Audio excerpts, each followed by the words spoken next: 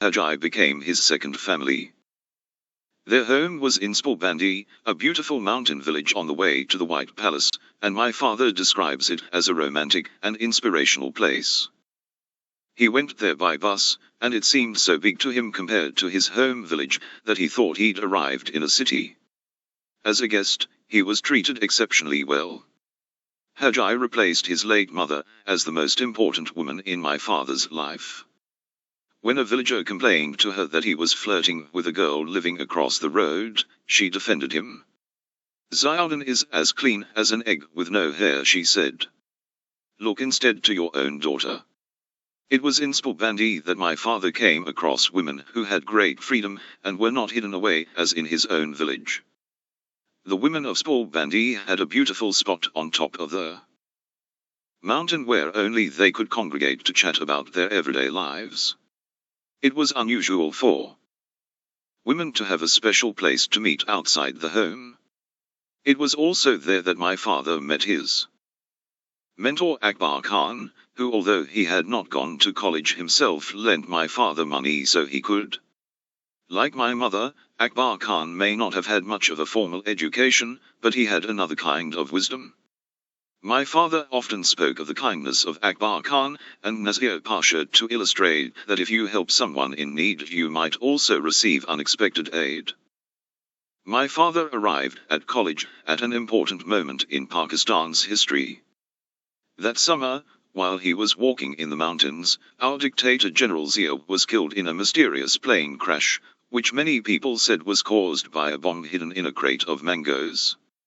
During my father's first term at college, national elections were held, which were won by Benazir Bhutto, daughter of the Prime Minister who had been executed when my father was a boy. Benazir was our first female Prime Minister, and the first in the Islamic world. Suddenly there was a lot of optimism about the future. Student organizations, which had been banned under Zia, became very active. My father quickly got involved in student politics and became known as a talented speaker and debater.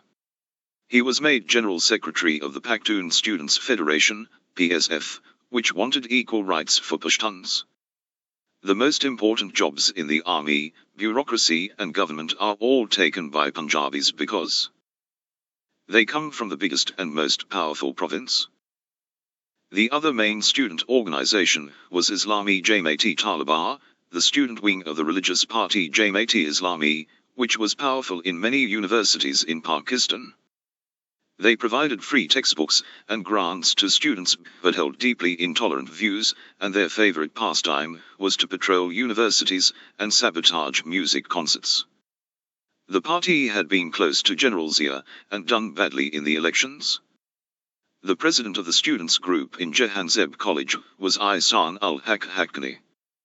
Though he and my father were great rivals, they admired each other and later became friends.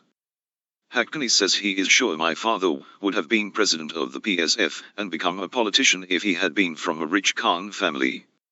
Student politics was all about debating and charisma, but party politics required money. One of their most heated debates in that first year was over a novel. The book was called The Satanic Verses by Salman Rushdie, and it was a parody of the Prophet's life set in Bombay. Muslims widely considered it blasphemous, and it provoked so much outrage that it seemed people were talking of little else. The odd thing was no one had even noticed the publication of the book to start with. It wasn't actually on sale in Pakistan, but then a series of articles appeared in Urdu newspapers by a mullah close to our intelligence service, berating the book as offensive to the Prophet and saying it was the duty of good Muslims to protest. Soon mullahs all over Pakistan were denouncing the book, calling for it to be banned, and angry demonstrations were held. The most violent took place in Islamabad on the 12th of February, 1989, when American flags were set alight in front of the American Center, even though Rushdie and his publishers were British. Police fired into the crowd, and 5 people were killed. The anger wasn't just in Pakistan. 2 days later, Ayatollah Khomeini, the supreme leader of Iran, issued a fatwa calling for Rushdie's assassination. My father's college held a heated debate in a packed room. Many students argued that the book should be banned and burned and the fatwa upheld. My father also saw the book as offensive to Islam, but believes strongly in freedom of speech. First, let's read the book and then why not respond with our own book, he suggested. He ended by asking in a thundering voice my grandfather would have been proud of, is Islam such a weak religion that it cannot tolerate a book written against it? Not my Islam. For the first few years after graduating from Jahanzeb, my father worked as an English teacher in a well-known private college. But the salary was low, just 1,600 rupees a month, around £12, and my grandfather complained he was not contributing to the household. It was also not enough for him to save for the wedding he hoped for to his beloved Torpikai. One of my father's colleagues at the school was his friend Mohammed Naim Khan. He and my father had studied for their bachelor's and master's degrees in English together and were both passionate about education. They were also both frustrated as the school was very strict and unimaginative. Neither the students nor the teachers were supposed to have their own opinions, and the owner's control was so tight they even frowned upon friendship between teachers. My father longed for the freedom that would come with running his own school. He wanted to encourage independent thought and hated the way the school he was at rewarded obedience above open-mindedness and creativity. So when Naim lost his job after a dispute with the college administration, they decided to start their own school. Their original plan was to open a school in my father's village of Sharpa, where there was a desperate need, like a shop in a community where there are no shops, he said. But when they went there to look for a building, there were banners everywhere advertising a school opening. Someone had beaten them to it. So they decided to set up an English language school in Mingora, thinking that since Swat was a tourist destination there would be a demand for learning in English. As my father was still teaching, Naim wandered the streets looking for somewhere to rent. One day he called my father excitedly to say he'd found the ideal place. It was the ground floor of a 2-story building in a well-off area called Landikas, with a walled courtyard where students could gather. The previous tenants had also run a school, the Ramada School. The owner had called it that because he had once been to Turkey and seen a Ramada hotel. But the school had gone bankrupt, which perhaps should have made them think twice. Also, the building was on the banks of a river where people threw their rubbish, and it smelled foul in hot weather. My father went to see the building after work. It was a perfect night with stars, and a full moon just above the trees, which he took to be a sign. I felt so happy, he recalls. My dream was coming true. Naim and my father invested their entire savings of 60,000 rupees. They borrowed 30,000 rupees more to repaint the building, rented a shack across the road to live in, and went from door to door trying to find students. Unfortunately, the demand for English tuition turned out to be low, and there were unexpected drains on their income. My father's involvement in political discussions continued after college. Every day his fellow activists came to the shack or the school for lunch. "We can't afford all this entertaining," Naim would complain. It was also becoming clear that while they were best friends, they found it hard to work as business partners. On top of that, there was a stream of guests from Shangla now that my father had a place for them to stay. We Pashtuns cannot turn away relatives or friends, however inconvenient. We don't respect privacy, and there is no such thing as making an appointment to see someone. Visitors can turn up whenever they wish and can stay as long as they want. It was a nightmare for someone trying to start a business, and it drove Naim to distraction. He joked to my father that if either of them had relatives to stay, they should pay a fine. My father kept trying to persuade Naim's friends and family to stay so he could be fined too. After 3 months, Naim had had enough. "We are supposed to be collecting money in enrollment fees. Instead, the only people knocking on our doors are beggars. This is a Herculean task," he added. I can't take any more." By this time the two former friends were hardly speaking to each other and had to call in local elders to mediate. My father was desperate not to give up the school, so agreed to pay Am a return on his share of the investment. He had no idea how. Fortunately, another old college friend called Hidayatullah stepped in and agreed to put up the money and take Nam's place. The new partners again went from door to door, telling people they had started a new kind of school. My father is so charismatic that Hidayatullah says he is the kind of person who, if invited to your house, will make friends with your friends. But while people were happy to talk to him, they preferred to send their children to established schools. They named it the Kushal School after one of my father's great heroes, Kushal Khan Kotak, the warrior poet from Makora just south of Swat, who tried to unify all Pashtun tribes against the Mughals. In the 17th century, near the entrance they painted a motto, "We are committed to build for you the call of the new era." My father also designed a shield with a famous quote from Kotak in Pashto, "I girt my sword in the name of Afghan honor." My father wanted us to be inspired by our great hero, but in a manner fit for our times, with pens, not swords. Just as Kotak had wanted the Pashtuns to unite against a foreign enemy, so we needed to unite against ignorance. Unfortunately, not many people were convinced. When the school opened, they had just 3 students. Even so, my father insisted on starting the day in style by singing the national anthem. Then his nephew Aziz, who had come to help, raised the Pakistan flag. With so few students, they had little money to equip the school, and soon ran out of credit. Neither man could get any money from their families, and Hidayatullah was not pleased to discover that my father was still in debt to lots of people from college, so they were always receiving letters demanding money. There was worse in store when my father went to register the school. After being made to wait 4 hours, he was finally ushered into the office of a superintendent of schools, who sat behind towering piles of files surrounded by hangers-on drinking tea. "What kind of school is this?" asked the official, laughing at his application. "How many teachers do you have?" 3. "Your teachers are not trained. Everyone thinks they can open a school just like that." The other people in the office laughed along, ridiculing him. My father was angry. It was clear the superintendent wanted money. Pashtuns cannot stand anyone belittling them, nor was he about to pay a bribe for something he was entitled to.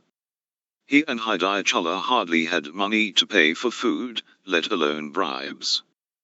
The going rate for registration was about 13,000 rupees, more if they thought you were rich. And schools were expected to treat officials regularly to a good lunch of chicken or trout from the river. The education officer would call to arrange an inspection, then give a detailed order for his lunch. My father used to grumble, "We're a school, not a poultry farm." So when the official angled for a bribe, my father turned on him with all the force of his years of debating. "Why are you asking all these questions?" he demanded. "Am I in an office, or am I in a police station or a court? Am I a criminal?"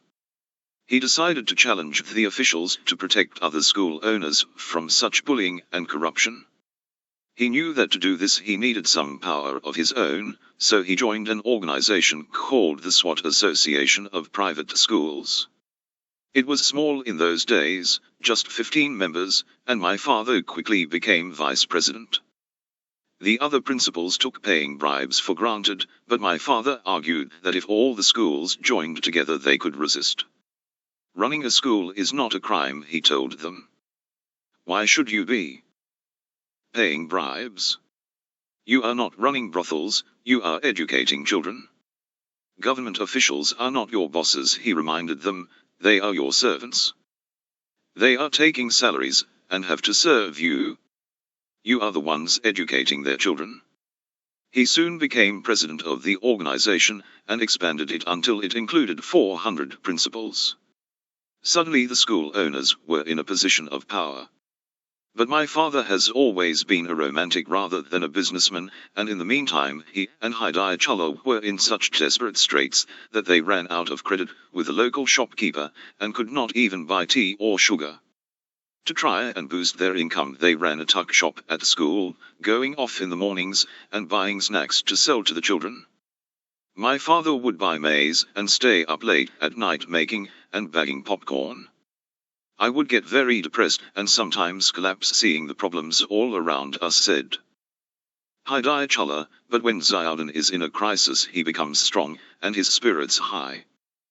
My father insisted that they needed to think big. One day Hidayatullah came back from trying to enroll pupils to find my father sitting in the office talking about advertising with the local head of Pakistan TV. As soon as the man had gone, Hidayatullah burst into laughter. Ziauddin, we don't even have a TV, he pointed out. If we advertise, we won't be able to watch it. But my father is an optimistic man and never deterred by practicalities. One day my father told Hidayatullah he was going back to his village for a few days. He was actually getting married, but he didn't tell any of his friends in Mingora, as he could not afford to entertain them.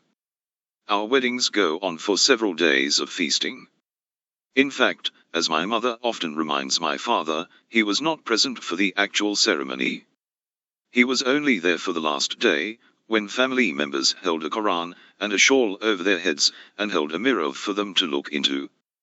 For many couples in arranged marriages, this is the first time they see each other's faces. A small boy was brought to sit on their laps to encourage the birth of a son.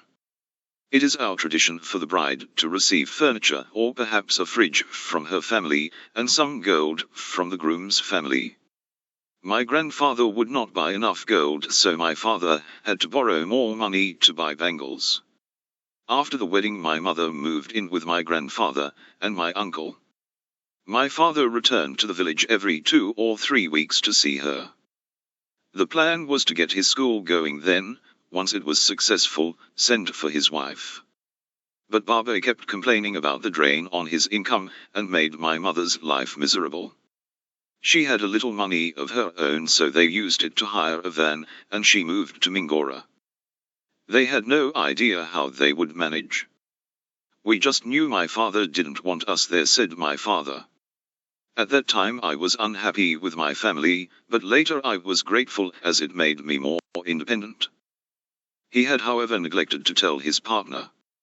Hidayatullah was horrified when my father returned to Mingora with a wife. We're not in a position to support a family, he told my father.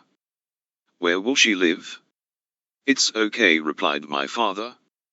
She will cook and wash for us. My mother was excited to be in Mingora. To her it was a modern town. When she and her friends had discussed their dreams as young girls by the river, most had just said they wanted to marry and have children and cook for their husbands. When it was my mother's turn, she said, I want to live in the city and be able to send out for kebabs and naan instead of cooking it myself. However, life wasn't quite what she expected.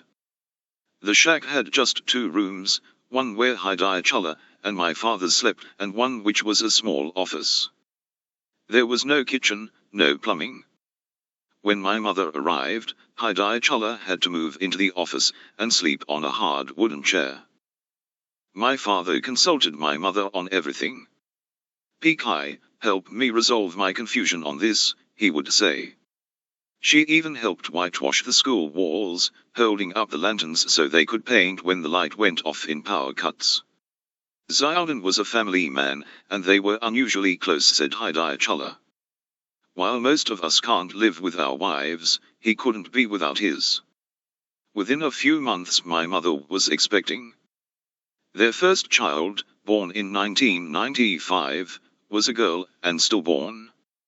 I think there was some problem with hygiene in that muddy place, says my father. I assumed women could give birth without going to hospital, as my mother and my sisters had in the village. My mother gave birth to 10 children in this way. The school continued to lose money. Months would pass and they could not pay the teachers' wages or the school rent. The goldsmith kept coming and demanding his money for my mother's wedding bangles. My father would make him good tea and offer him biscuits in the hope that would keep him satisfied. Hidayatullah laughed. You think he will be happy with tea? He wants his money. The situation became so dire that my father was forced to sell the gold bangles. In our culture, wedding jewelry is a bond between the couple. Often women sell their jewelry to help set up their husbands in business or to pay their fares to go abroad. My mother had already offered her bangles to pay for my father's nephew to go to college, which my father had rashly promised to fund. Fortunately, my father's cousin Jahanshir Khan had stepped in and she did not realize the bangles were only partly paid for. She was then furious when she learned that my father did not get a good price for them. Just when it seemed matters could not get worse, the area was hit by flash floods. There was a day when it did not stop raining, and in the late afternoon there was a warning of flooding. Everyone had to leave the district. My mother was away, and Hidayatullah needed my father to help him move everything up to the first floor, safe from the fast-rising waters, but he couldn't find him anywhere. He went outside, shouting Ziauddin, Ziauddin. The search almost cost Hidayatullah his life. The narrow street outside the school was totally flooded, and he was soon up to his neck in water. There were live electric cables hanging loose and swaying in the wind. He watched paralyzed with fear as they almost touched the water. Had they done so, he would have been electrocuted. When he finally found my father, he learned that he had heard a woman crying that her husband was trapped in their house, and he had rushed in to save him. Then he helped them save their fridge. Hidayatullah was furious. You saved this woman's husband but not your own house, he said. Was it because of the cry of a woman? When the waters receded, they found their home and school destroyed, their furniture, carpets, books, clothes and the audio system entirely caked in thick foul-smelling mud. They had nowhere to sleep and no clean clothes to change into. Luckily, a neighbor called Mr. Amanuddin took them in for the night. It took them a week to clear the debris. They were both away when, 10 days later, there was a second flood and the building again filled with mud. Shortly afterwards they had a visit from an official of WAPDA, the water and power company, who claimed their meter was rigged and demanded a bribe. When my father refused, a bill arrived with a large fine. There was no way they could pay this, so my father asked one of his political friends to use his influence. It started to feel as though the school was not meant to be, but my father would not give up on his dream so easily. Besides, he had a family to provide for. I was born on the 12th of July, 1997. My mother was helped by a neighbor who had delivered babies before. My father was in the school waiting, and when he heard the news he came running. My mother was worried about telling him he had a daughter not a son, but he says he looked into my eyes and was delighted. Malala was a lucky girl, says Hidayatullah. When she was born our luck changed. But not immediately. On Pakistan's 50th anniversary on the 14th of August, 1997, there were parades and commemorations throughout the country. However, my father and his friends said there was nothing to celebrate, as Swat had only suffered since it had merged with Pakistan. They wore black armbands to protest, saying the celebrations were for nothing, and were arrested. They had to pay a fine they could not afford. A few months after I was born, the 3 rooms above the school became vacant and we all moved in. The walls were concrete and there was running water, so it was an improvement on our muddy shack, but we were still very cramped as we were sharing it with Hidayatullah, and we almost always had guests. That first school was a mixed primary school, and very small. By the time I was born it had 5 or 6 teachers and around 100 pupils paying 100 rupees a month. My father was teacher, accountant and principal. He also swept the floors, whitewashed the walls and cleaned the bathrooms. He used to climb up electricity poles to hang banners advertising the school, even though he was so afraid of heights that when he got to the top of the ladder his feet shook. If the water pump stopped working, he would go down the well to repair it himself. When I saw him disappear down there I would cry, thinking he wouldn't come back. After paying the rent and salaries, there was little money left for food. We drank green tea as we could not afford milk for regular tea. But after a while the school started to break even, and my father began to plan a second school, which he wanted to call the Malala Education Academy. I had the run of the school as my playground. My father tells me even before I could talk I would toddle into classes and talk as if I was a teacher. Some of the female staff like Miss Alfat would pick me up and put me on their lap as if I was their pet, or even take me home with them for a while. When I was 3 or 4 I was placed in classes for much older children. I used to sit in wonder, listening to everything they were being taught. Sometimes I would mimic the teachers. You could say I grew up in a school. As my father had found with name, it is not easy to mix business and friendship. Eventually Hidayatullah left to start his own school, and they divided the students, each taking 2 of the 4 years. They did not tell their pupils, as they wanted people to think the school was expanding and had 2 buildings. Though Hidayatullah and my father were not speaking at that time, Hidayatullah missed me so much he used to visit me. It was while he was visiting one afternoon in September 2001 that there was a great commotion. And other people started arriving. They said there had been a big attack on a building in New York. 2 planes had flown into it. I was only 4 and too young to understand. Even for the adults it was hard to imagine the biggest buildings in Swat are the hospital and a hotel, which are 2 or 3 stories. It seemed very far away. I had no idea what New York and America were. The school was my world and my world was the school. We did not realize then that 9/11 would change our world too, and would bring war into our valley. For the village. In our tradition on the 7th day of a child's life we have a celebration called Wuma, which means 7th, for family, friends, and neighbors to come and admire the newborn. My parents had not held one for me because they could not afford the goat and rice needed to feed the guests, and my grandfather would not help them out because I was not a boy. When my brothers came along and Baba wanted to pay, my father refused as he hadn't done this for me. But Baba was the only grandfather I had, as my mother's father had died before I was born, and we became close. My parents say I have qualities of both grandfathers, humorous and wise like my mother's father, and vocal like my father's father. Baba had grown soft and white-bearded in his old age, and I loved going to visit him in the village. Whenever he saw me he would greet me with a song, as he was still concerned about the sad meaning of my name, and wanted to lend some happiness to it. Malala Maywand Waladha. Partul. Jahan ke the Kushala he sang. Malala is of Maywand, and she's the happiest person in the whole world. We always went to the village for the Eid holidays. We would dress in our finest clothes, and pile into the flying coach, a minibus with brightly painted panels and jangling chains, and drive north to Barkana, our family village in Shangla.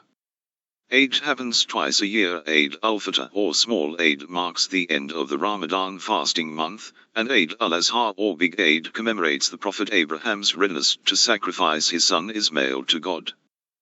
The dates of the feasts are announced by a special panel of clerics who watch for the appearance of the crescent moon. As soon as we heard the broadcast on the radio, we set off. The night before we hardly slept because we were so excited. The journey usually took about 5 hours, as long as the road had not been washed away by rains or landslides, and the flying coach left early in the morning. We struggled to Mingora bus station, our bags laden with gifts for our family. embroidered shawls and boxes of rose and pistachio sweets, as well as medicine they could not get in the village. Some people took sacks of sugar and flour, and most of the baggage was tied to the top of the bus in a towering pile. Then we crammed in, fighting over the window seats even though the panes were so encrusted with dirt it was hard to see out of them. The sides of SWAT buses are painted with scenes of bright pink and yellow flowers, neon orange tigers and snowy mountains. My brothers liked it if we got one with F-16 fighter jets or nuclear missiles, though my father said if our politicians hadn't spent so much money on building an atomic bomb we might have had enough for schools. We drove out of the bazaar, past the grinning red-mouth signs for dentists, the carts stacked with wooden cages crammed with beady-eyed white chickens with scarlet beaks, and jewelry stores with windows full of gold wedding bangles. The last few shops as we headed north out of Mingora were wooden shacks that seemed to lean on each other, in front of which were piles of reconditioned tires for the bad roads ahead. Then we were on the main road built by the last Wally, which follows the wide Swat River on the left, and hugs the cliffs to the right, with their emerald mines. Overlooking the river were tourist restaurants, with big glass windows we had never been to. On the road we passed dusty-faced children bent double, with huge bundles of grass on their backs, and men leading flocks of shaggy goats that wandered hither and thither. As we drove on, the landscape changed to paddy fields of deep lush green that smelled so fresh, and orchards of apricot and fig trees. Occasionally we passed small marble works over streams, which ran milky white, with a discharge of chemicals. This made my father cross. "Look at what these criminals are doing to pollute our beautiful valley," he always said.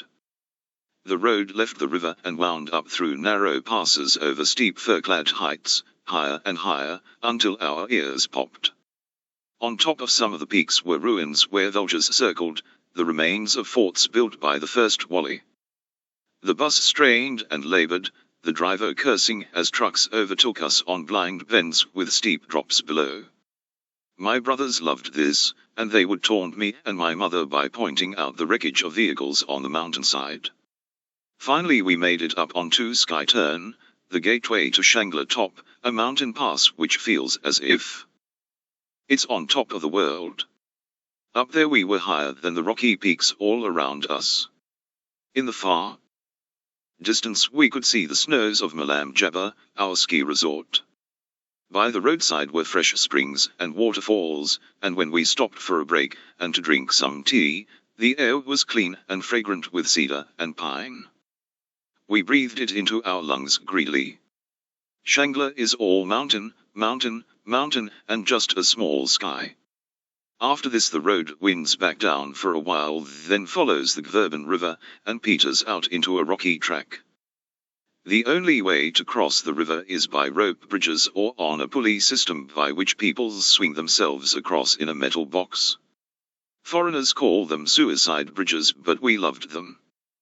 If you look at a map of Swat, you'll see it is one long valley, with little valleys we call dari off to the sides, like the branches of a tree. Our village lies about halfway along on the east. It's in the Kanadara, which is enclosed by craggy mountain walls, and so narrow there is not even room for a cricket ground.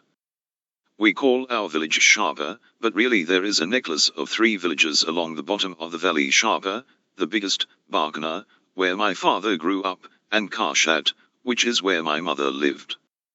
At either end is a huge mountain Torgar, the Black Mountain, to the south, and Spingar, the White Mountain, to the north.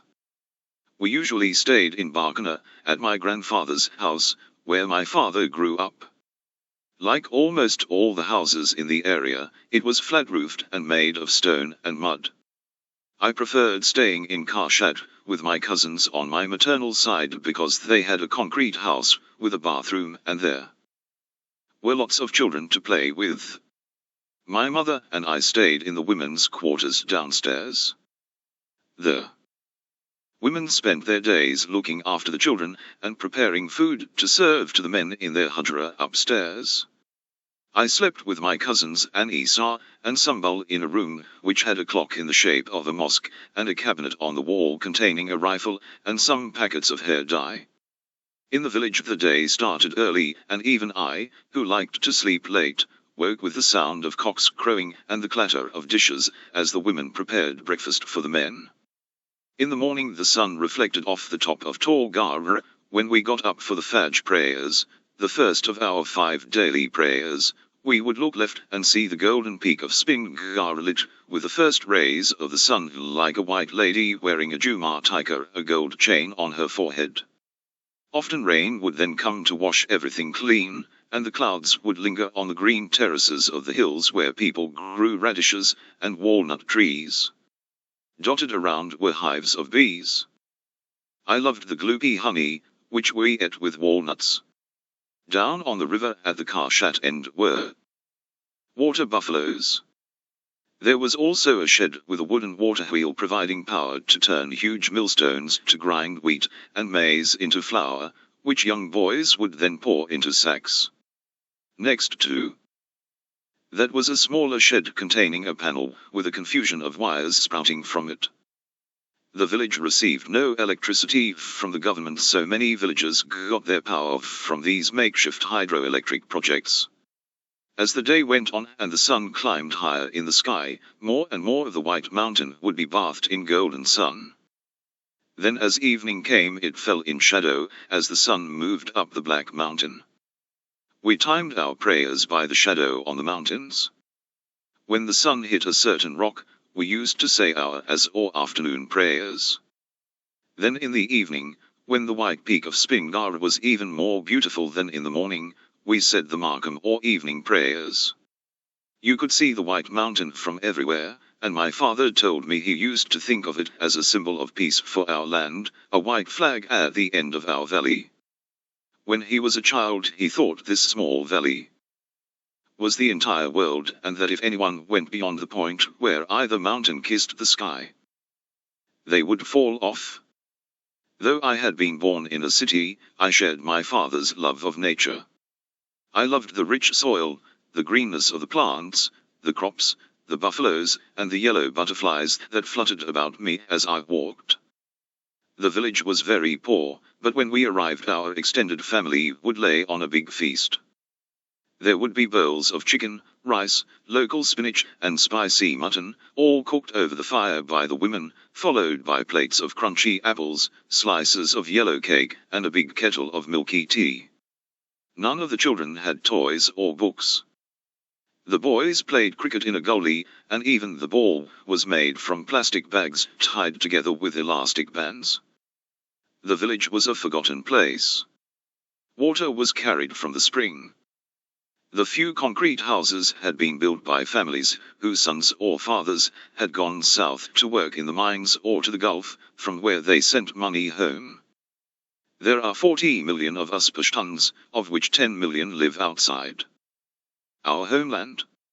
My father said it was sad that they could never return as they needed to keep working to maintain their family's new lifestyle. There were many families with no men. They would visit only once a year, and usually a new baby would arrive 9 months later.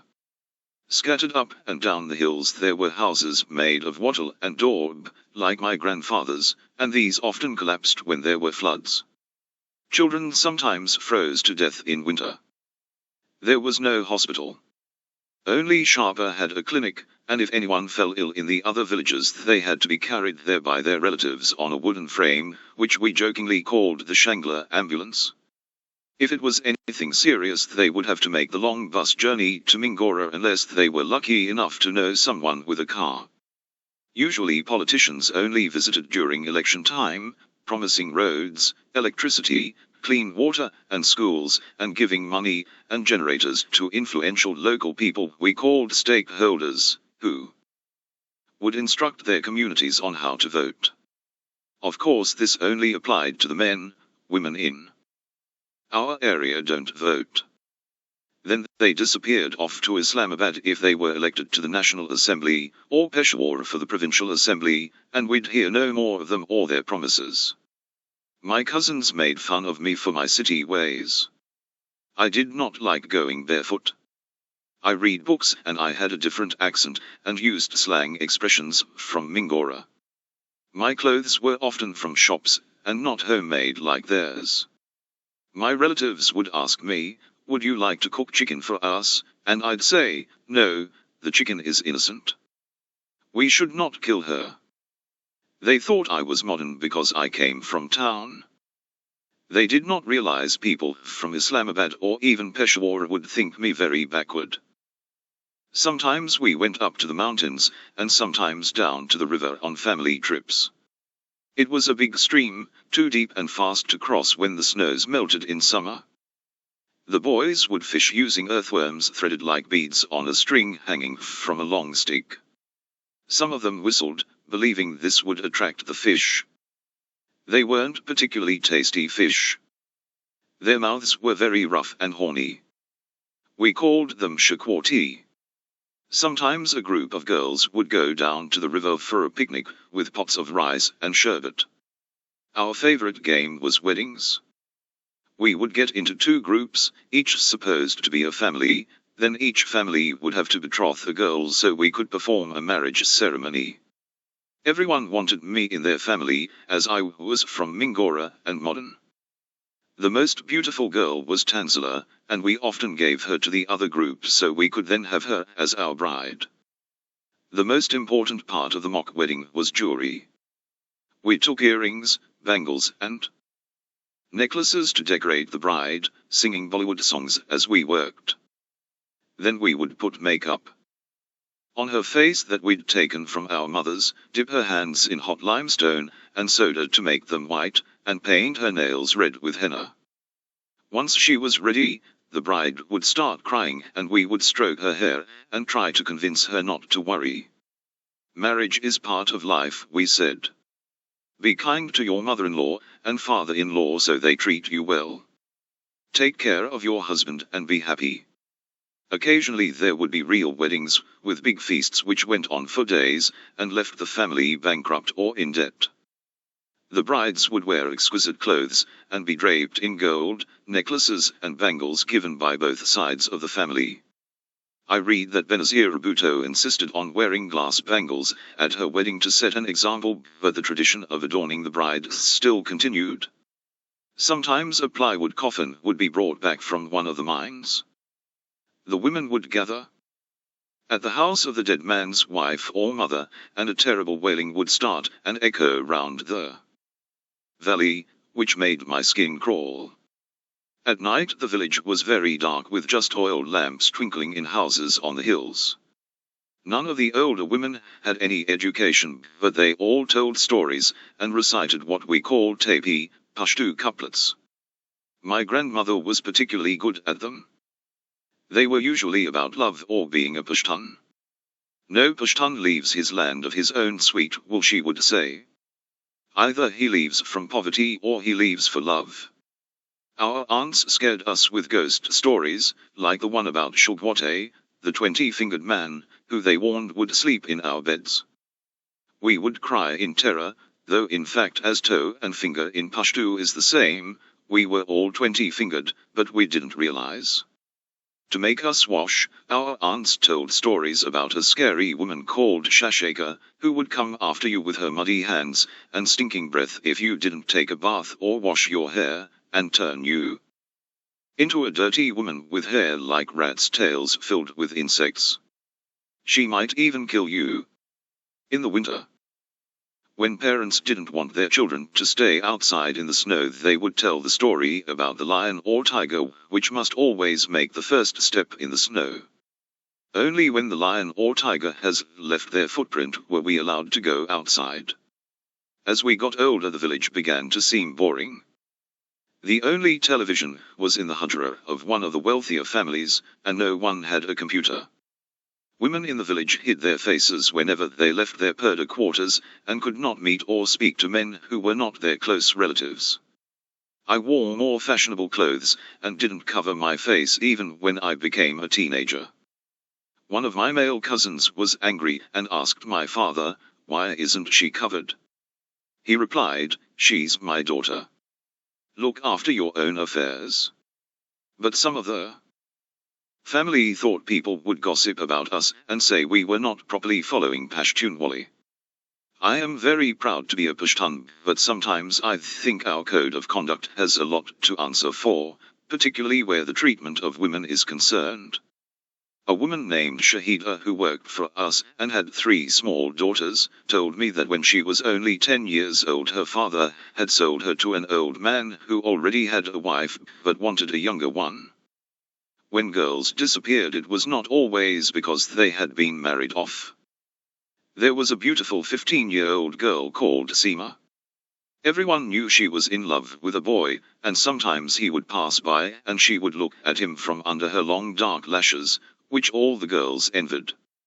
In our society, for a girl to flirt with any man brings shame on the family, though it's all right for the man. We were told she had committed suicide, but we later discovered her own family had poisoned her. We have a custom called Swero, by which a girl can be given to another tribe to resolve a feud. It is officially banned but still continues.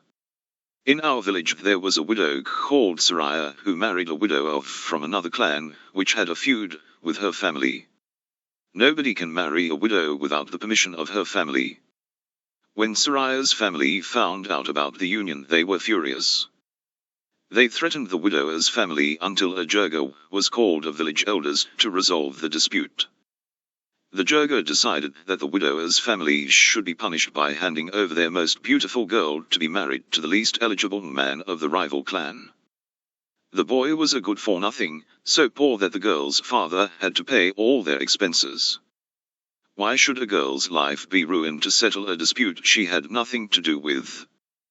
When I complained about these things to my father, he told me that life was harder for women in Afghanistan. The year before I was born, a group called the Taliban, led by a one-eyed mullah, had taken over the country and was burning girls' schools. They were forcing men to grow beards as long as a lantern and women to wear burqas. Wearing a burqa is like walking inside big fabric shuttlecock with only a grill to see through, and on hot days it's like an oven. At least I didn't have to wear one. He said that the Taliban had even banned women from laughing out loud or wearing white shoes, as white was a color that belonged to men.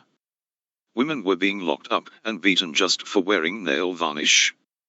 I shivered when he told me such things. I read my books like Anna Karenina and the novels of Jane Austen, and trusted in my father's words, Malala is free as a bird. When I heard stories of the atrocities in Afghanistan, I felt proud to be in Swat. Here a girl can go to school, I used to say. But the Taliban were just around the corner, and were Pashtuns like us. For me the valley was a sunny place, and I couldn't see the clouds gathering behind the mountains. My father used to say, I will protect your freedom, Malala. Carry on with your dreams. 5. Why I don't wear earrings and Pashtuns don't say thank you? By the age of 7 I was used to being top of my class. I was the one who would help other pupils who had difficulties. Malala is a genius girl, my class fellows would say. I was also known for participating in everything: badminton, drama, cricket, art, even singing, though I wasn't much good. So when a new girl named Malka Inur joined our class, I didn't think anything of it. Her name means Queen of Light, and she said she wanted to be Pakistan's first female army chief. Her mother was a teacher at a different school, which was unusual as none of our mothers worked.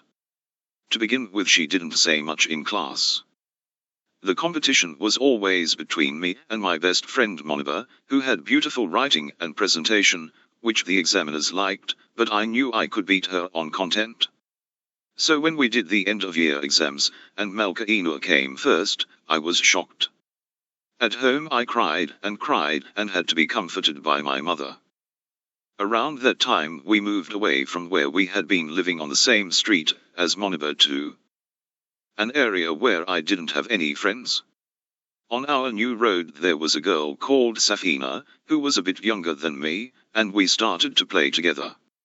She was a pampered girl who had lots of dolls and a showbox full of jewelry.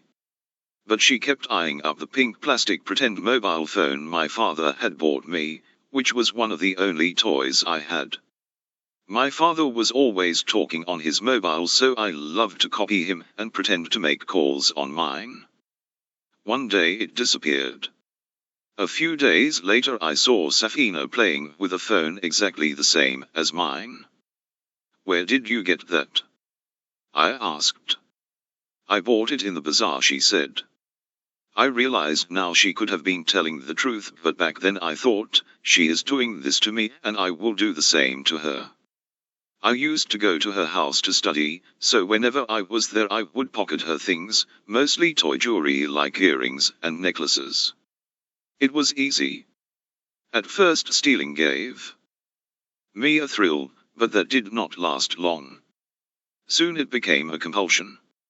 I did not know how to stop. One afternoon I came home from school and rushed into the kitchen, as usual, for a snack. "Hello, Barbie," I called. "I'm starving." There was silence. My mother was sitting on the floor pounding spices, brightly colored turmeric and cumin, filling the air with their aroma. Over and over she pounded. Her eyes would not meet mine. What had I done? I was very sad and went to my room.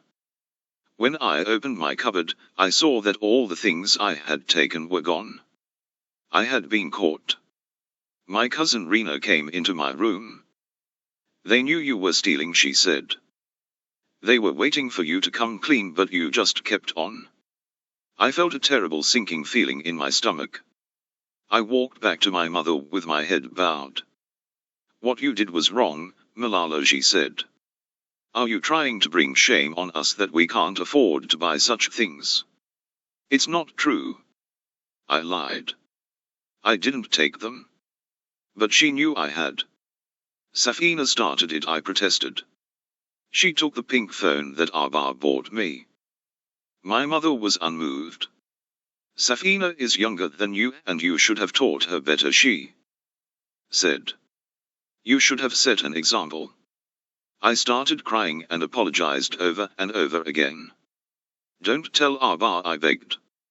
I couldn't bear for him to be disappointed in me. It's horrible to feel unworthy in the eyes of your parents. It wasn't the first time. When I was little I went to the bazaar with my mother and spotted a pile of almonds on a cart.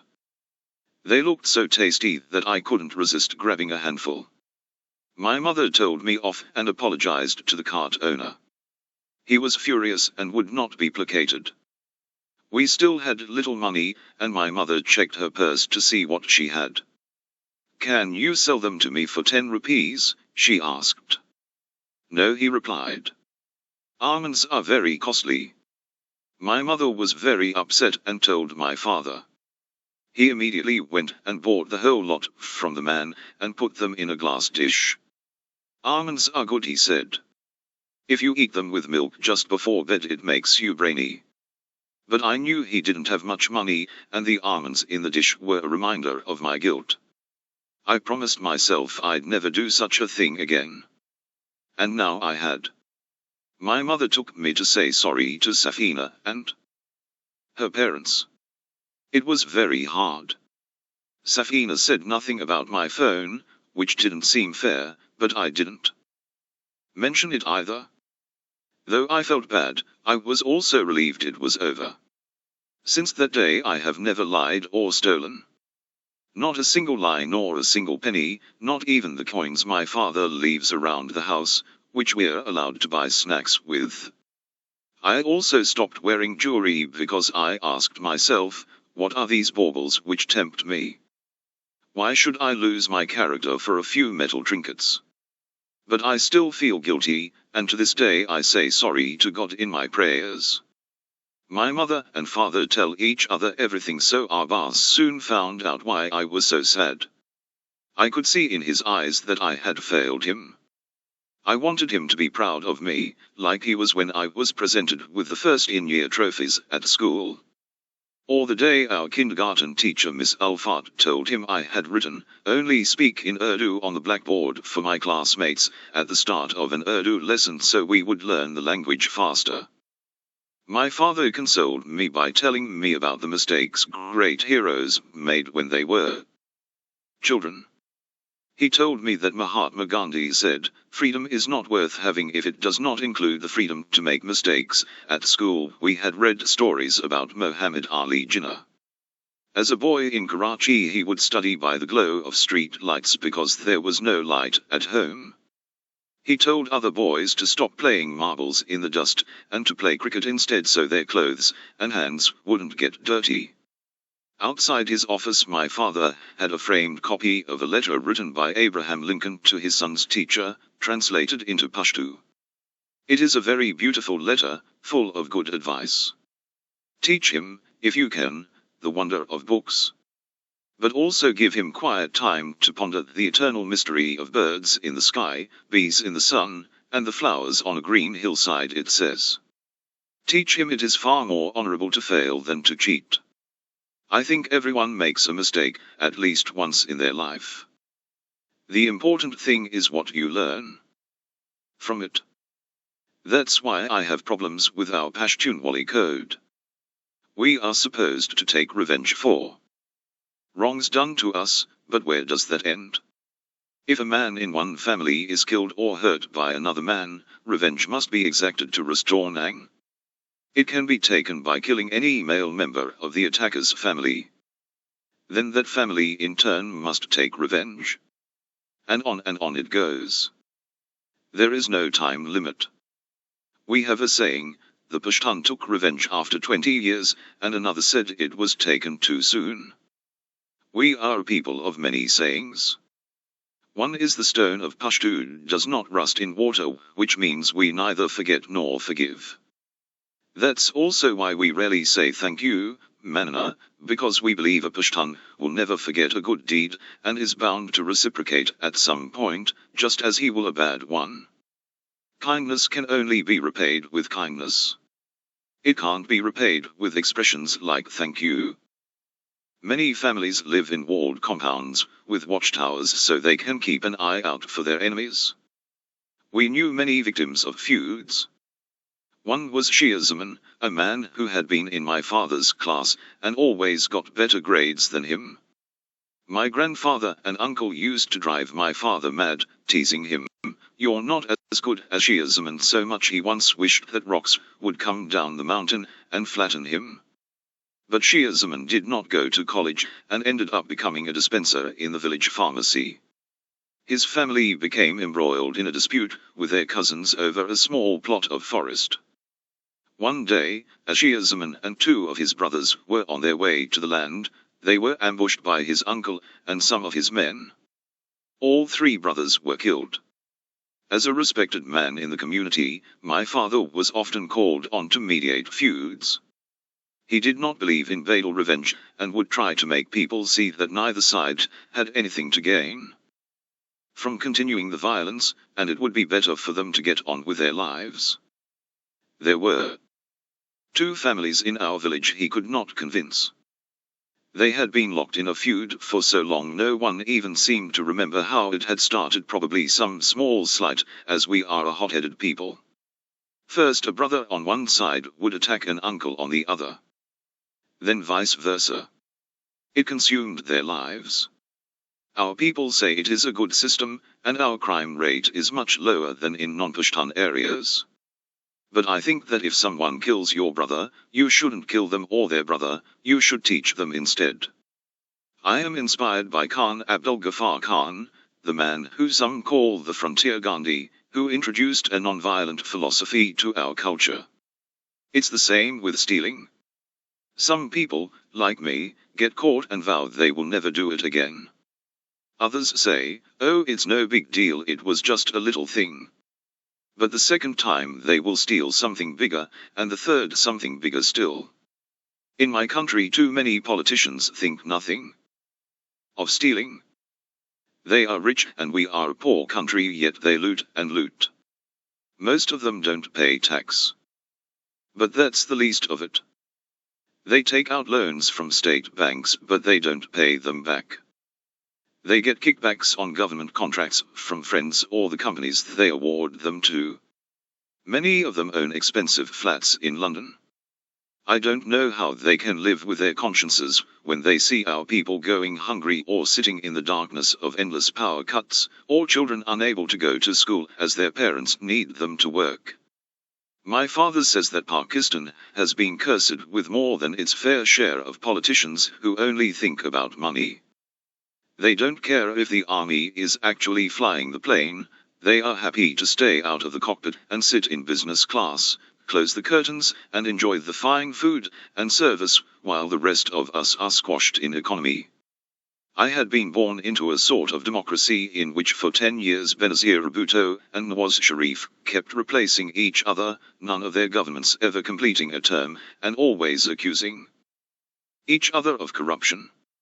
But 2 years after I was born, the generals again took over. It happened in a manner so dramatic that it sounds like something out of a movie. Nawaz Sharif was Prime Minister at the time, and had fallen out with his army chief General Pervez Musharraf and sacked him. At the time, General Musharraf was on a plane of our national airline Pier coming back from Sri Lanka. Nawaz Sharif was so worried about his reaction that he tried to stop the plane from landing in Pakistan. He ordered Karachi Airport to switch off its landing lights and to park fire engines on the runway to block the plane, even though it had 200 other passengers on board and not enough fuel to get to another country. Within an hour of the announcement on television of Musharraf's sacking, tanks were on the streets and troops had taken over the newsrooms and the airports. The local commander, General Iftikhar, stormed the control tower at Karachi so that Musharraf's plane could land. Musharraf then seized power and threw Sharif into a dungeon in a Attic fort. Some people celebrated by handing out sweets, as Sharif was unpopular, but my father cried when he heard the news. He had thought we were done with military dictatorships. Sharif was accused of treason and only saved by his friends in the Saudi royal family, who arranged his exile. Musharraf was our fourth military ruler. Like all our dictators, he started by addressing the nation on TV, beginning, "Mir Aziz Ham Watano, my dear countrymen," then went into a long tirade against Sharif, saying that under him Pakistan had lost our honor, dignity, and respect. He vowed to end corruption and go after those guilty of plundering and looting the national wealth. He promised he would make his own assets and tax return public. He said he would only run the country for a short time, but no one believed him.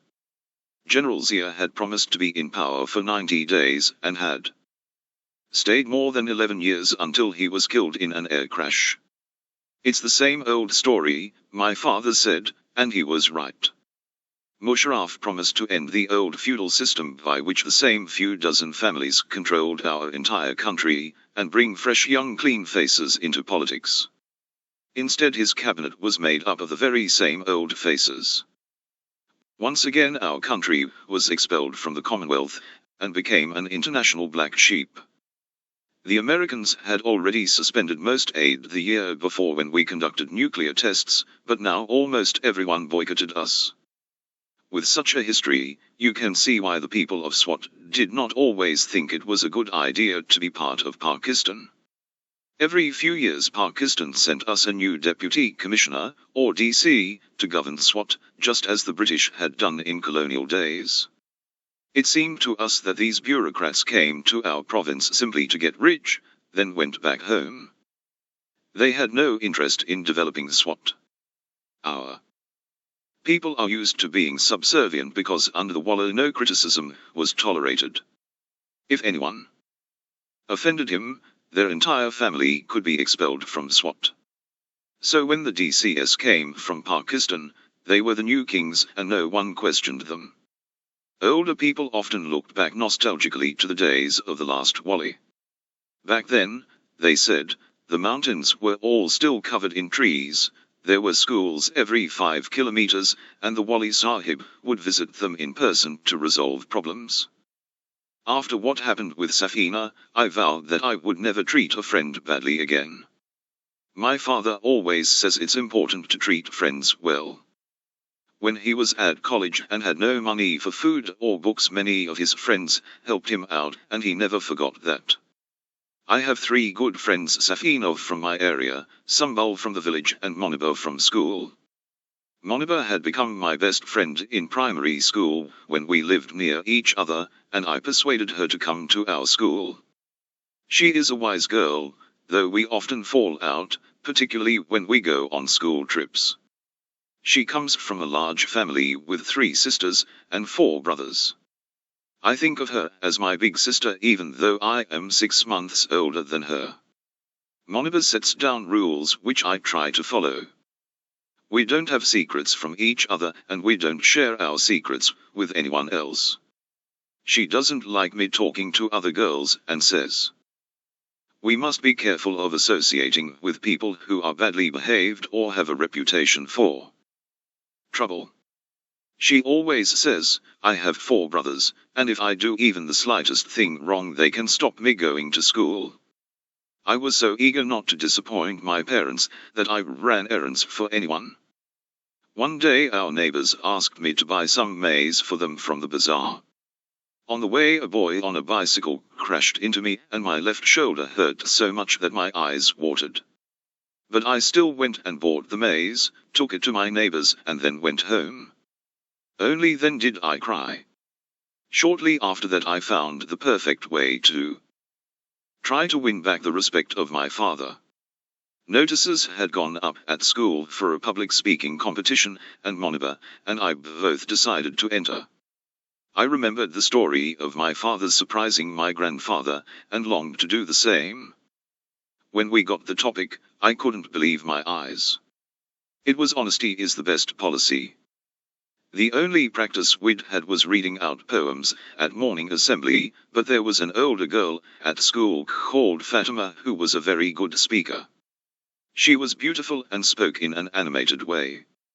She could speak confidently in front of hundreds of people, and they would hang on her every word. Moniba and I longed to be like her, and studied her carefully. In our culture, speeches are usually written by our fathers, uncles or teachers. They tend to be in English or Urdu, not in our native Pashto. We thought speaking in English meant you were more intelligent. We were wrong, of course. It does not matter what language you choose, the important thing is the words you use to express yourself. Moniba's speech was written by one of her older brothers. She quoted beautiful poems by Allama Iqbal, our national poet. My father wrote my speech. In it he argued that if you want to do good, but do it in a bad way, that's still bad. In the same way, if you choose a good method to do something bad, it's still bad. He ended it with Lincoln's words, it is far more honorable to fail than to cheat. On the day only 8 or 9 boys and girls turned up. Moniba spoke well. She was very composed, and her speech was more emotional and poetic than mine, though mine might have had the better message. I was so nervous before the speech, I was trembling with fear. My grandfather had come to watch, and I knew he really wanted me to win the competition, which made me even more nervous. I remembered what my father had said about taking a deep breath before starting, but then I saw that all eyes were on me, and I rushed through. I kept losing my place as the pages danced in my shaking hands, but as I ended with Lincoln's words, I looked up at my father. He was smiling. When the judges announced the results, at the end, Moniba had won. I came second. It didn't matter. Lincoln also wrote in the letter to his son's teacher, teach him how to gracefully lose. I was used to coming top of my class. But I realized that, even if you win 3 or 4 times, the next victory will not necessarily be yours without trying, and also that sometimes it's better to tell your own story. I started writing my own speeches, and changing the way I delivered them, from my heart rather than from a sheet of paper. 6. Children of the Rubbish Mountain. As the crucial school started to attract more pupils, we moved again and finally had a television. My favorite program was Shaka Leka Boom Boom, an Indian children's series about a boy called Sanju who has a magic pencil. Everything he drew became real. If he drew a vegetable or a policeman, the vegetable or policeman would magically appear. If he accidentally drew a snake, he could erase it, and the snake would disappear. He used his pencil to help people, he even saved his parents from gangsters, and I wanted that magic pencil more than anything else in the world. At night I would pray, God, give me Sanju's pencil. I won't tell anyone. Just leave it in my cupboard. I will use it to make everyone happy. As soon as I finished praying, I would check the drawer. The pencil was never there, but I knew who I would help first. Just along the street from our new house was an abandoned strip of land that people used as a rubbish dump. There is no rubbish collection in Swat. Quickly, it became a rubbish mountain. I didn't like walking near it as it smelled so bad. Sometimes we would spot rats running through it, and crows would circle overhead. One day my brothers were not home, and my mother had asked me to throw away some potato peel and eggshells. I wrinkled my nose as I approached, swatting away flies and making sure I didn't step on anything in my nice shoes. As I threw the rubbish on the mountain of rotting food, I saw something move and I jumped. It was a girl about my age. Her hair was matted and her skin was covered in sores. She looked like I imagined Shashaka, the dirty woman they told us about in tales in the village to make us wash. The girl had a big sack and was sorting rubbish into piles, one for cans, one for bottle tops, another for glass, and another for paper. Nearby there were boys fishing in the pile for metal using magnets on strings. I wanted to talk to the children, but I was too scared. That afternoon, when my father came home from school, I told him about the scavenger children and begged him to go with me to look. He tried to talk to them, but they ran away. He explained that the children would sell what they had sorted to a garbage shop for a few rupees. The shop would then sell it on at a profit. On the way back home I noticed that he was in tears. "Abba, you must give them free places at your school," I begged. He laughed. My mother and I had already persuaded him to give free places to a number of girls. Though my mother was not educated, she was the practical one in the family, the doer, while my father was the talker. She was always out helping people. My father would get angry sometimes. He would arrive home at lunchtime and call out, "Torpi Kai, I'm home," only to find she was out and there was no lunch for him. Then he would find she was at the hospital visiting someone who was ill, or had gone to help a family, so he could not stay cross. Sometimes though she would be out because she was shopping for clothes in the China bazaar, and that would be a different matter. Wherever we lived my mother filled our house with people. I shared my room with my cousin an Isa from the village, who had come to live with us so she could go to school, and a girl called Shenaz whose mother Sultana had once worked in our house. Shenaz and her sister had also been sent out to collect garbage after their father had died, leaving them very poor. One of her brothers was mentally ill and was always doing strange things like setting fire to their clothes or selling the electric fan we gave them to keep cool. Sultana was very short-tempered and my mother did not like having her in the house, but my father arranged a small allowance for her and a place for Shenaz and her other brother at his school. Shenaz had never been to school, so even though she was 2 years older than me she was put 2 classes below, and she came to live with us so that I could help her. There was also Noria, whose mother Karu did some of our washing and cleaning, and Alishpa, one of the daughters of Khalida, the woman who helped my mother with the cooking. Khalida had been sold into marriage to an old man who used to beat her, and eventually she ran away with her 3 daughters. Her own family would not take her back because it is believed that a woman who has left her husband has brought shame on her family. For a while her daughters also had to collect rubbish to survive. Her story was like something out of the novels I had started reading. The school had expanded a lot by then and had 3 buildings. The original one in Landikas was a primary school, and then there was a high school for girls on Yahya Street, and one for boys with a big garden of roses near the remains of the Buddhist temple. We had about 800 students in total, and although the school was not really making money, my father gave away more than 100 free places. One of them was to a boy whose father, Sharafat Ali, had helped my father when he was a penniless college student. They were friends from the village. Sharafat Ali worked at the electricity company, and he would give my father a few hundred rupees whenever he could spare them. My father was happy to be able to repay his kindness. Another was a girl in my class called Kosa, whose father embroidered clothes and shawls, a trade our region is famous for. When we went on school trips to visit the mountains, I knew she couldn't afford them, so I would pay for her with my pocket money. Giving places to poor children didn't just mean my father lost their fees. Some of the richer parents took their children out of the school when they realized they were sharing classrooms with the sons and daughters of people who cleaned their houses or stitched their clothes. They thought it was shameful for their children to mix with those from poor families.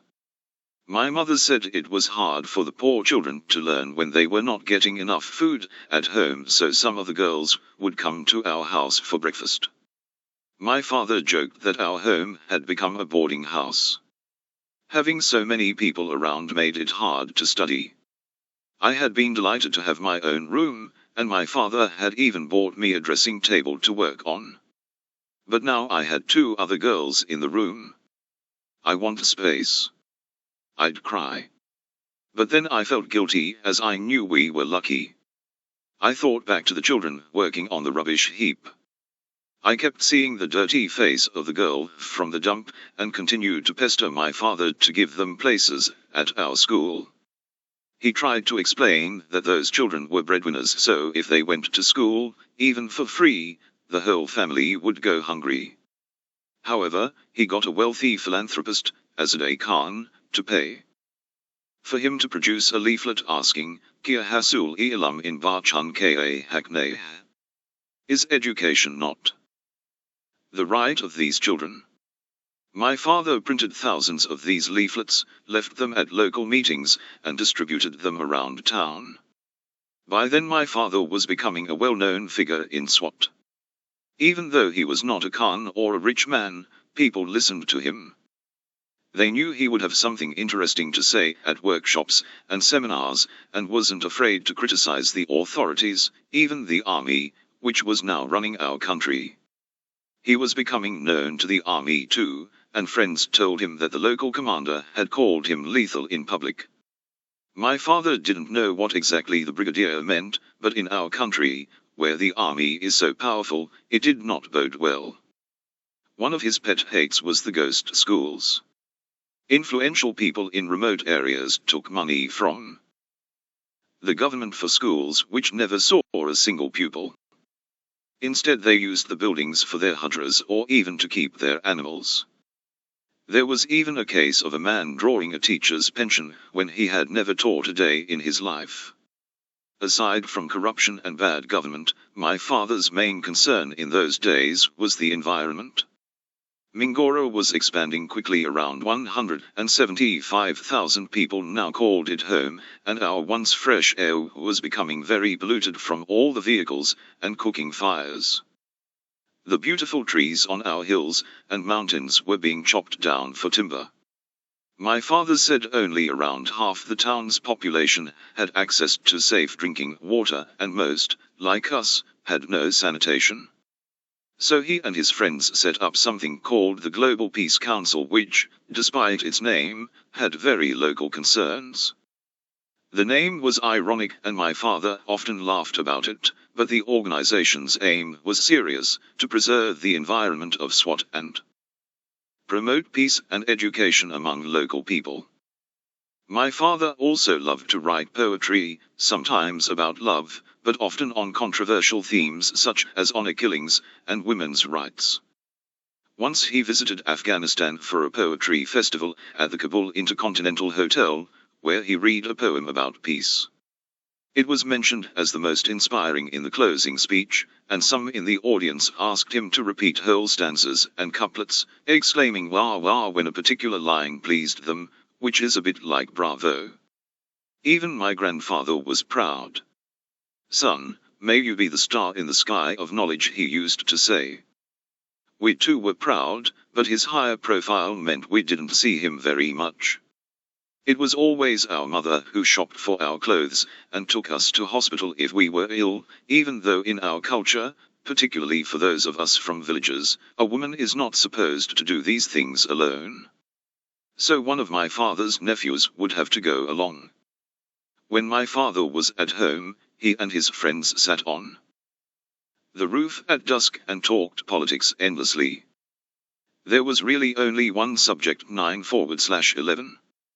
It might have changed the whole world, but we were living right in the epicenter of everything. Osama bin Laden, the leader of Al-Qaeda, had been living in Kandahar when the attack on the World Trade Center happened, and the Americans had sent thousands of troops to Afghanistan to catch him and overthrow the Taliban regime which had protected him. In Pakistan we were still under a dictatorship, but America needed our help, just as it had in the 1980s to fight the Russians in Afghanistan. Just as the Russian invasion of Afghanistan had changed everything for General Zia, so 9/11 transformed General Musharraf from an international outcast. Suddenly he was being invited to the White House by George W. Bush, and to 10 Downing Street by Tony Blair. There was a major problem, however. Our own intelligence service, ISI, had virtually created the Taliban. Many ISI officers were close to its leaders, having known them for years, and shared some of their beliefs. The ISI's Colonel Imam boasted he had trained 90,000 Taliban fighters, and even became Pakistan's consul general in Herat during the Taliban regime. We were not fans of the Taliban, as we had heard they destroyed girls' schools and blew up giant Buddha statues. We had many Buddhas of our own that we were proud of. But many Pashtuns did not like the bombing of Afghanistan or the way Pakistan was helping the Americans, even if it was only by allowing them to cross our airspace and stopping weapons supplies to the Taliban. We did not know then that Musharraf was also letting the Americans use our airfields. Some of our religious people saw Osama bin Laden as a hero. In the bazaar you could buy posters of him on a white horse and boxes of sweets with his picture on them. These clerics said 9/11 was revenge on the Americans for what they had been doing to other people round the world, but they ignored the fact that the people in the World Trade Center were innocent and had nothing to do with American policy, and that the Holy Quran clearly says it is wrong to kill. Our people see conspiracies behind everything, and many argued that the attack was actually carried out by Jews as an excuse for America to launch a war on the Muslim world. Some of our newspapers printed stories that no Jews went to work at the World Trade Center that day. My father said this was rubbish. Musharraf told our people that he had no choice but to cooperate with the Americans.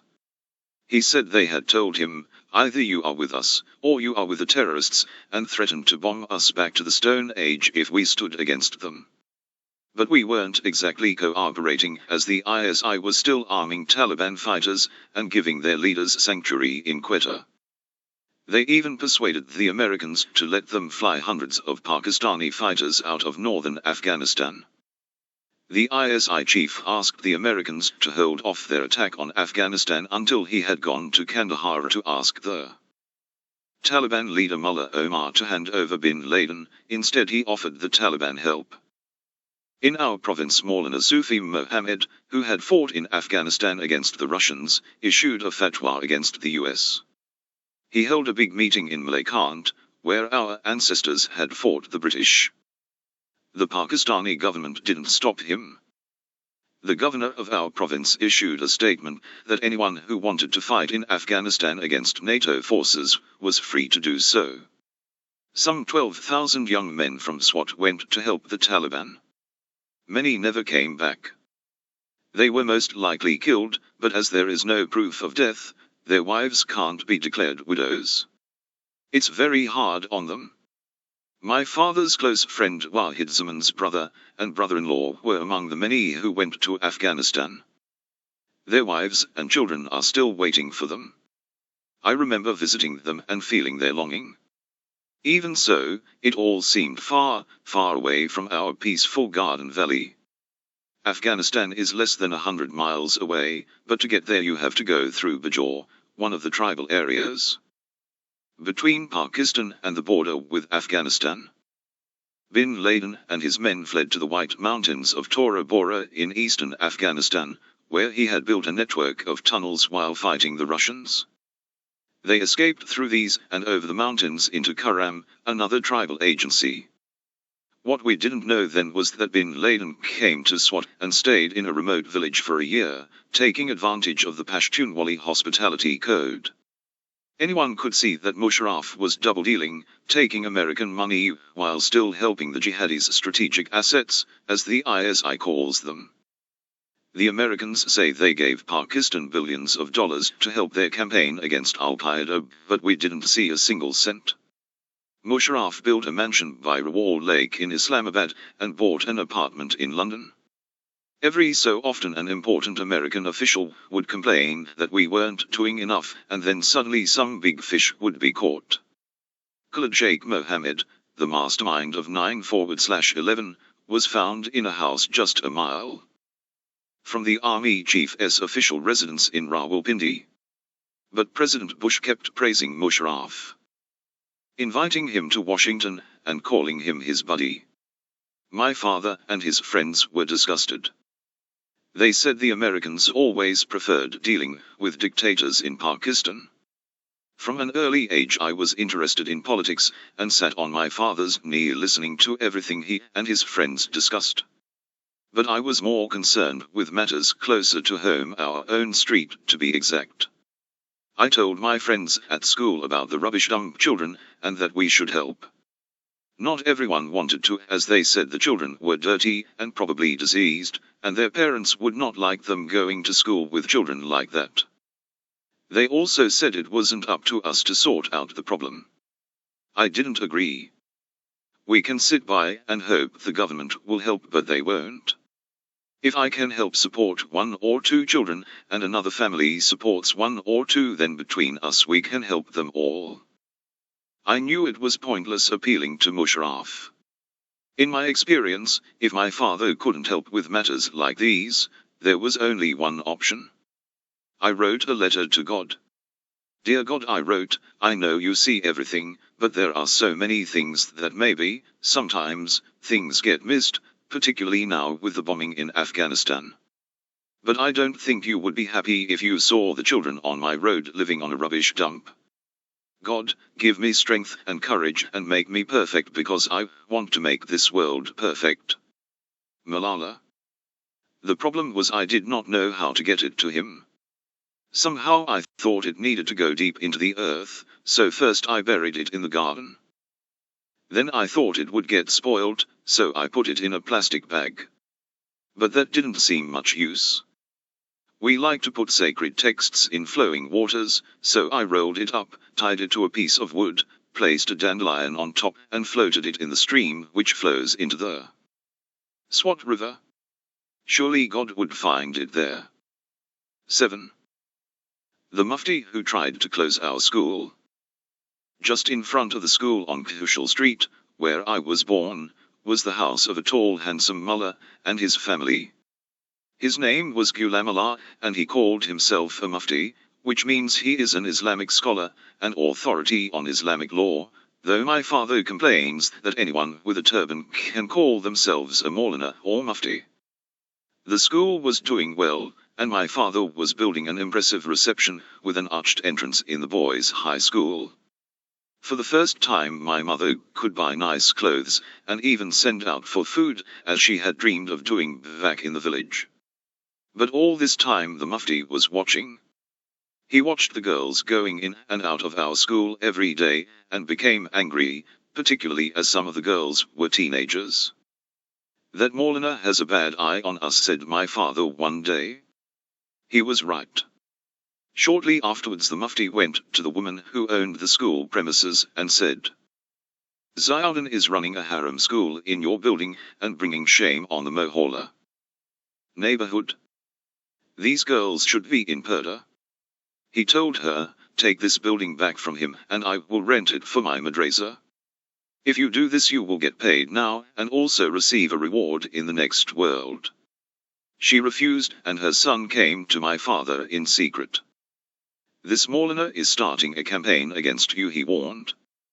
"We won't give him the building, but be careful." My father was angry.